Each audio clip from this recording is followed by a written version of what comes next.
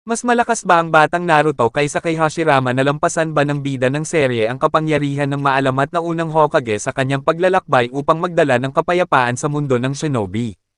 Iginagalang bilang dalawa sa pinakamalakas na ninja sa kasaysayan, naabot nina Naruto Uzumaki at Hashirama Senjo ang pinakamataas na kapangyarihan na maaaring hangarin ng ilang mga karakter sa Naruto ni Masashi Kishimoto. Mula sa kanilang mataas na antas ng kasanayan sa ninjutsu hanggang sa napakalaking reserba ng chakra na maaari nilang gamitin, kasama ang kanilang halos walang katapusang sigla at tibay, ang unang Hokage at 7th Hokage ay gumanap ng mga kritikal na tungkulin sa pagtatatag ng kasalukuyang kaayusan ng mundo ng shinobi. Bukod sa kanilang napakalaking kapangyarihan, parehong naghangad ang dalawang shinobi na pasiglahin ang isang pangmatagalang kapayapaan sa pagitan ng magkaribal na mga nayon at mga bansa, sa pamamagitan ng pagtutulungan, pagkakaunawaan, at diplomasya.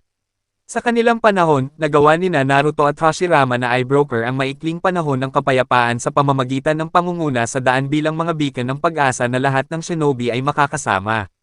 Dahil walang tunay na pagkakataon para sa dalawang dakilang ninja na magharap laban sa isa't isa sa kanilang mga prime years, nagkaroon ng maraming haka-haka tungkol sa kung sino ang mas malakas sa pagitan nila upang matiyak kung sino ang pinakamakapangyarihang shinobi sa Naruto. Bilang malalayong kamag-anak dahil sa relasyon ng Senjo at Uzumaki clans, minana ni Naruto at Hashirama ang malakas na puwersa ng buhay na taglay ng mga inapo ni Azure o Otsutsuki. Ang dalawang shinobi ay kilala rin sa kanilang masigla at maingay na personalidad, na nagpapahintulot sa kanila na maging mahusay bilang mga natural na pinuno. Sa mga tuntunin ng kanilang mga personalidad, ang tanging tunay na pagkakaiba ay ang moody na kilos ni Hashirama na taliwas sa walang pigil na optimismo ni Naruto. Pagdating sa kung paano nakuha ng dalawa ang kanilang hindi kapani-paniwalang lakas, si Hashirama ay isang likas na kababalaghan na higit sa sinumang Senjo na nauna sa kanya, kahit na si Madara Uchiha ay hayagang inamin ang kanyang kababaan sa kanya. Dahil lumaki sa panahon ng naglalaban ng estado, ang mga kwento ng maraming tagumpay ni Hashirama ay itinuring na mga alamat, na ipinasa tulad ng kwento ng Sage of Six Paths, Hagoromo Otsutsuki. Mula sa paghuli sa 8 sa 9 na buntot na hayop, hanggang sa pagkatalo kay Madara Uchiha sa bawat labanan na kanilang nilalabanan, ang mga pagsasamantala ni Hashirama ay hindi napantayan ng sinuman sa mga henerasyon. Sa kabaligtaran, ang paglaki ni Naruto ay kinuha ng isang mas mabagal, incremental na diskarte, at sinimulan niya ang kanyang buhay bilang isang serial underachiever, na may maliit na likas na talento maliban sa kanyang napakalaking reserbang chakra. Gayunpaman, pinatunayan niya ang kanyang sarili bilang isang late bloomer sa pamamagitan ng matinding pagpupursige at greed, sa kalaunan ay kinilala bilang bayani ng Hidden Leaf Village pagkatapos ng kanyang pagkatalo sa Pain. Sa pag-aaral kung paano gamitin ang Nine Tails Chakra, ang kapangyarihan ni Naruto ay lumago ng husto, at siya ang pinakakilalang manlalaro sa ika-4 na digmaang pandaigdig ng shinobi. Sa pagtatapos ng serye, ang Naruto ay tiningnan bilang isa sa, kung hindi man ang pinakamalakas na shinobi sa kasaysayan, pati na rin ang tagapagligtas ng mundo ng ninja. Ang dalawang shinobi ay hinihimok ng isang pagnanais na pasiglahin ang kapayapaan sa pamamagitan ng pagwawakas sa ikot ng digmaan, puot, at paghihiganti na sumalot sa daigdig ng shinobi sa loob ng maraming siglo. Laging inuuna ni Naruto at Hashirama ang diplomasya kaysa sa walang kabuluhang karahasan, at nakikibahagi lamang sa labanan pagkatapos na subukang maunawaan ang kanilang kalaban at mga tuwiran muna sa kanila. Iyon ay sinabi, sila ay nagtataglay ng mga tool at kasanayan upang ibagsak ang halos sinumang sumasalungat sa kanila, na isa pang produkto ng pagiging muling pagkakatawang tao ni Azure. Ang Diyos ng Shinobi laban sa anak ng Propecia sina Naruto at Hashirama ay kabilang sa ilang shinobi na nagawang gumamit ng lahat ng 5 likas na chakra, gayon din ang yin at yang release, na nagtataglay ng matalas na pag-unawa sa chakra sa isang antas ng pundasyon.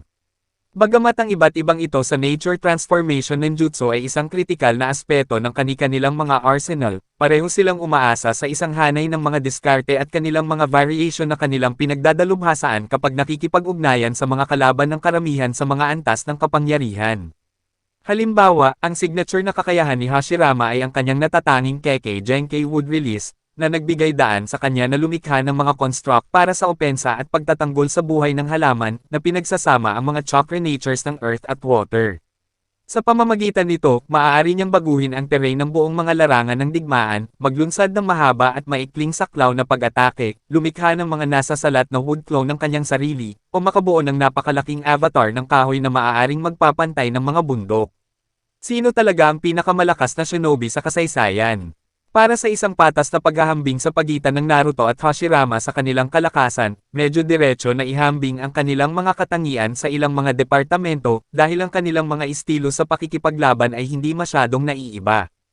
Bagamat ang arsenal ni Hashirama ay medyo magkakaibang, at siya rin ay mas bihasa sa mga diskarte sa silang, Genjutsu, at barrier ninjutsu, kulang siya sa kakayahan ng six paths na natamo ni Naruto noong ika-4 na digmaang pandaigdig ng shinobi, na nanag kay Madara bilang Ten Tails, Jinchuriki.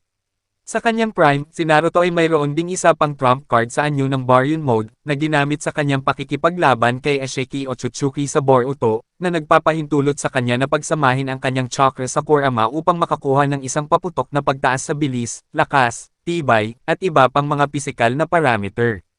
Kahit na ang paggamit ng form na ito ay haantong sa kamatayan ni Kurama, mahirap isipin na kayang makipagsabayan ni Hashirama kay Naruto sa ganitong estado.